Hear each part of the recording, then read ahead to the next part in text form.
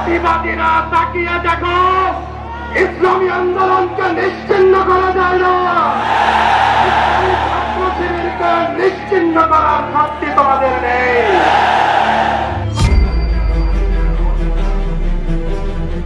আসন্ন জাতীয় সংসদ নির্বাচনকে সামনে রেখে দেশে নতুন রাজনৈতিক মেরুকরণ শুরু হয়েছে।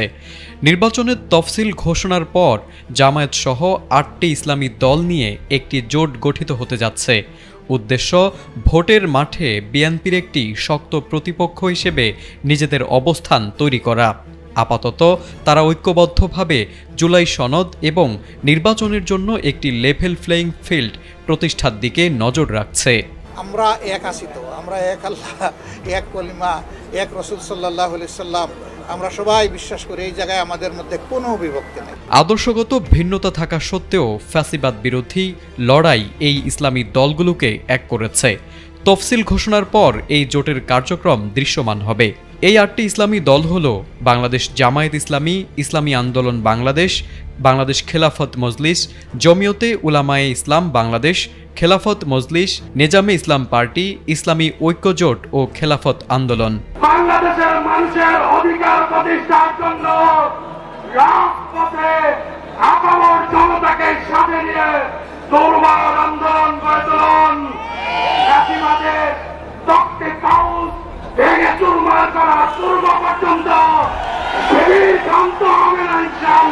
এই জোটের নেতারা জানিয়েছেন তাদের সঙ্গে জাতীয় নাগরিক পার্টি, এবি পার্টি এবং গণ অধিকার পরিষদেরও আলোচনা চলছে। এই দলগুলোর মূল দাবি হল জুলাই সনদের আইনি ভিত্তি দিয়ে সংখ্যানুপাতিক পদ্ধতিতে নির্বাচন আয়োজন করা। ফ্যাসিবাদী আমলের এই বিদ্যমান রাষ্ট্রীয় কাঠামো ইলেকটোরাল প্রসেসে যদি আবার নির্বাচন হয় তাহলে আরেকটা ফ্যাসিবাদের জন্ম হবে। সেই কারণে আমরা বলেছি যে এই জুলাই সনদের ভিত্তিতে যা সিদ্ধান্ত হচ্ছে এটাকে একটা আইনি ভিত্তি দিয়ে এই সরকারের আমলেই এর অধীনেই নির্বাচনটা হতে হবে, এটা আমাদের শর্ত। তা যদি না হয় তাহলে এই নির্বাচনে যে কোনো লাভ হবে না।